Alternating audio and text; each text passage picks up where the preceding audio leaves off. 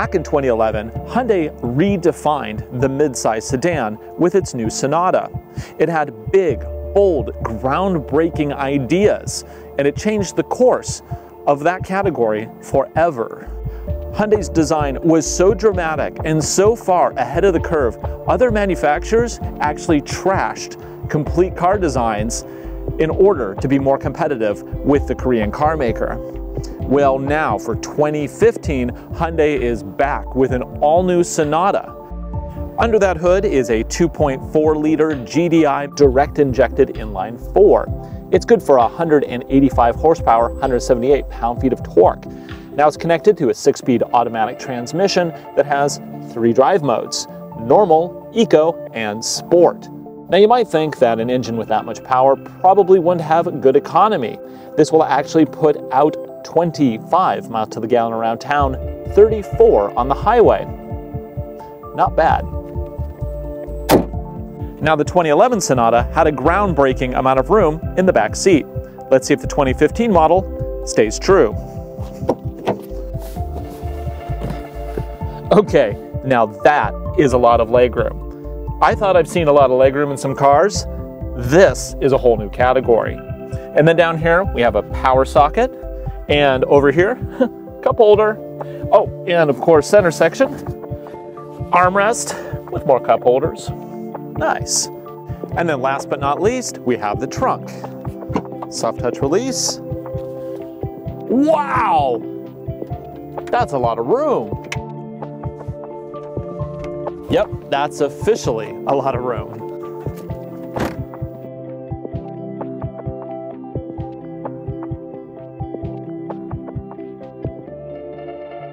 So we're inside the 2015 Hyundai Sonata. This one is all about horizontal and angles. You have a lot of different plastics. We have a dark gray plastic up here, a light metallic down here, and then a metal strip here. And then we have this like checkerboard pattern, kind of a faux carbon fiber checkerboard pattern that's surrounding the cabin. That's actually pretty nice.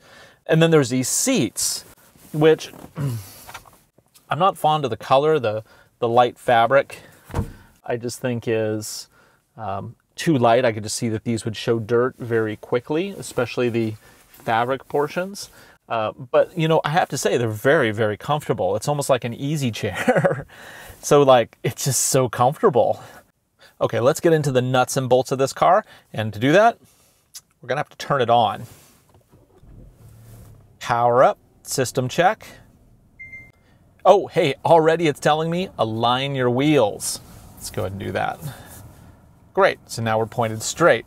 While we have attention into the central cluster here, let's take a look at the details. On the left, we have a large, easy to read tack with some nice metallic elements. On the right, we also have a speedo. And then in the middle of it is a good sized color display. That gives me all of my day-to-day information that I would need in this car. So for example, the first screen is like economy with my range, my trip. I can have it as a large speedo if I want. It gives me a compass, currently pointing west. Radio, I'm currently on XM, but I could switch between all of those modes here. The next one, service information, and then the final one is user settings. Here I can set things such as enabling or disabling the driver assist portion. Rear cross traffic alert, it's a feature on this car. I can enable it or disable it in there. There's also radar notifications for blind spot on a button on the left here. And then on the right, we have a very large and in charge nav system. That is controlled by the buttons right below it. We'll just go right across. We have radio. It also has a traditional tuning dial, which keeps things super easy for the uninitiated. Moving along, we have media. Of course, this car does support mobile devices such as the iPhone. I have a USB plug and it goes in right there. Moving on, we have BlueLink, which is Hyundai's telematics system. I can look at my speed, vehicle diagnostics, BlueLink settings. And moving on, we have Map, which this one does not support pinch and pull multi-touch. One thing that's really neat here is I can click on the home button. It breaks it up into sections. I have map on my left, I have my iPod status on my right, and then I have some menu options here, such as all menus, point of interest name, and my menu. Let's go to info. This is where we can access Pandora, SoundHound. I can even download new apps using Hyundai's App Store. Moving down the console here, we have the aircon. This is a lot more traditional of a layout than the previous model, which is interesting because the previous model was really a groundbreaking car. This one, they've kind of gone back to basics. Now there's one more button to look at, and that's this one right here. This is drive mode.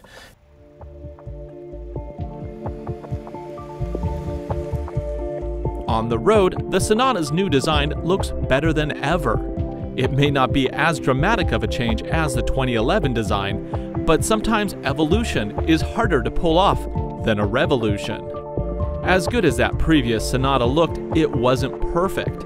Excessive road noise and soft handling were par for course.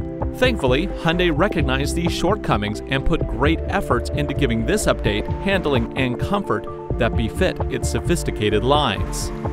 Though it's not quite at the level of its more expensive competition, who have also been improving, the new Sonata's handling is finally where it ought to be.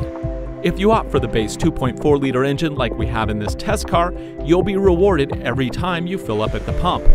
The boasted EPA rating of 35 mpg's highway is very realistic. Add on top of that the Hyundai 10-year, 100,000-mile powertrain warranty, and never has so much car been so cheap to operate. For more information about the Hyundai Sonata, visit AutoNation.com today. I'm your host, Ryan Douthit. Thanks for watching.